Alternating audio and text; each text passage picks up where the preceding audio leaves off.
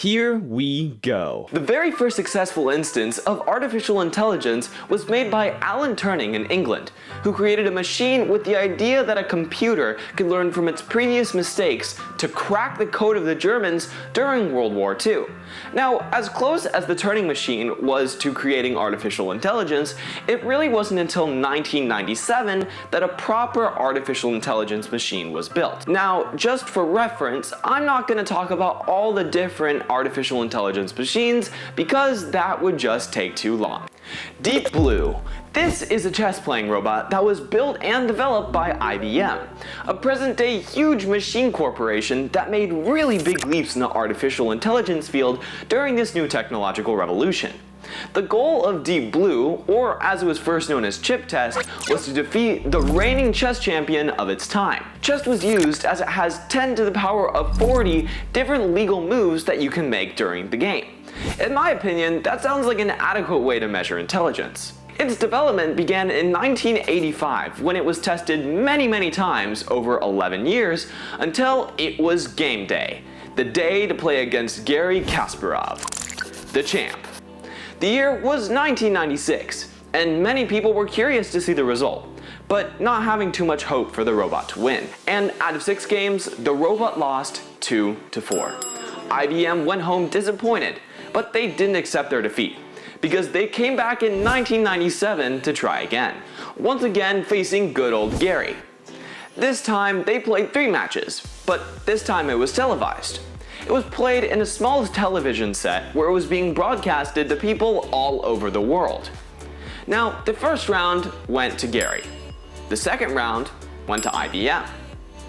The third round was won by a landslide in IBM's favor. The robot has won the Super Bowl! Wait, that's not right. The robot has defeated the human! Now this is not all Deep Blue did, as it went on to change the lives of billions of people all over the globe in later years. Next is Watson, which also so happens to be created by IBM, and went on to defeat the champion of the quiz show Jeopardy in 2011. Jeopardy is a game with strangely posed questions based on history, science, pop culture, you name it. Now, using a newly developed algorithm called Lime, it was able to answer questions within a fraction of a second. However, this computer was huge. It was made up of 10 racks holding 90 servers that took up a really large room. But it's pretty much a cluster of information to respond to prompts. I remember when I first saw a rerun when I was 11 of the episode of Watson defeating the champion. I was able to understand how ridiculous the machine was because it was able to come up with answers instantly and correctly. Now, what makes Watson so special and intensely more complicated than Deep Blue is its capacity to understand human speech and weigh answers against each other to have an answer based on percentage of correctness. And to top it all off, this was a one and done. This demonstration of superiority had no do-overs. Now, this was really showing how IBM was advancing in its capabilities of artificial intelligence. Then came along the little voice inside of your phone. Hi, I'm Siri, your personal assistant. Siri was first introduced to the Apple line of technology in the iPhone 4S in 2011, and it immediately became the star of the show. People were buying the iPhone 4S just to have access to Siri, as it was extremely convenient. Imagine that if a new technology came out where you could have conversations with a robot, you'd probably buy it too. Siri is built on a large-scale machine learning algorithm that combines speech recognition and natural language processing. Speech recognition involves translating human speech into its written equivalent, while NLP algorithms aim to decipher the intent of what a user is saying. The Apple team describes it as your phone uses a deep neural network, or DNN, to convert the acoustic pattern of your voice at each instant into a probability distribution over speech sounds. It then uses a temporal integration process to compute a confidence score that the phrase you actually said was "Hey Siri." Similar to Watson, it uses a scoring system to determine if it's a high likelihood you actually said "Hey Siri," and if it is, then it wakes up. Don't think about it too hard, but that means that your iPhone is always listening. However, it wasn't always like that. It woke up. However, it really wasn't always like that, because before the Siri worked for you, the Siri worked for the military, 10 years before it came out on the iPhone. Now, this project was originally called PAL, as a personalized assistant that learns. Now, it was an adaptive AI program for both data retrieval and data synthesis. The goal of the project was to create a system that will adapt to the user instead of the other way around. Now, this of course had its many hiccups, as anybody could imagine it would. But eventually, Apple bought it for the grand prize of $200 million dues. Now, as it turns out, the Siri in your phone is much more powerful than that of which worked for the military, because it has access to a bunch of apps in your phone. Like, let's say for example, it has access to your calendar, access to the weather app, and access to the World Wide Web. Now, the problem with this is it's still really not that smart, because if I went and asked Siri, hey, what's bigger, an elephant or a peanut? It couldn't give me a direct answer. Try it out for yourself. Now, of course, in 2014, Amazon followed suit and created Alexa, but they also created Cortana and Bixby. But I'm not too sure if you want to hear about those. If you do, let me know down in the comments and I'll make a part 2.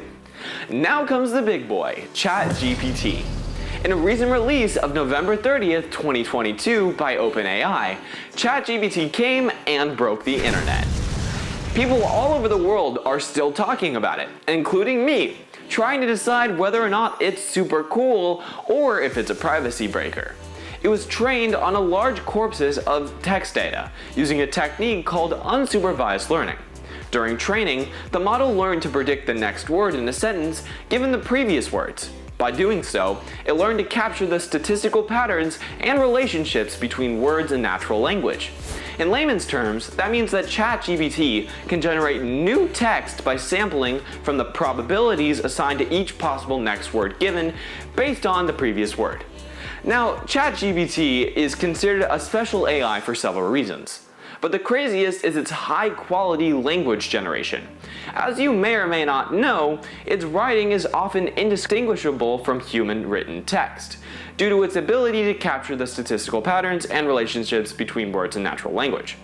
This has led to lots of cheating and almost an AI war where ChatGPT 0 was used to determine if a text had been written by ChatGPT, but then ChatGPT Hero was used to rewrite ChatGPT's text, so then it was undistinguishable by ChatGPT 0. Now, the original goal of OpenAI when creating ChatGPT wasn't the same as previous instances of artificial intelligence, to surpass humans, but instead to demonstrate the potential of language models to a person's wide range of language-related tasks, including text generation, translation, summarization, question answering, the list goes on. So, of course, open-ended dialogue is a specialty of ChatGPT, as you can log on to OpenAI right now, make an account, and just talk with it for hours about anything you like.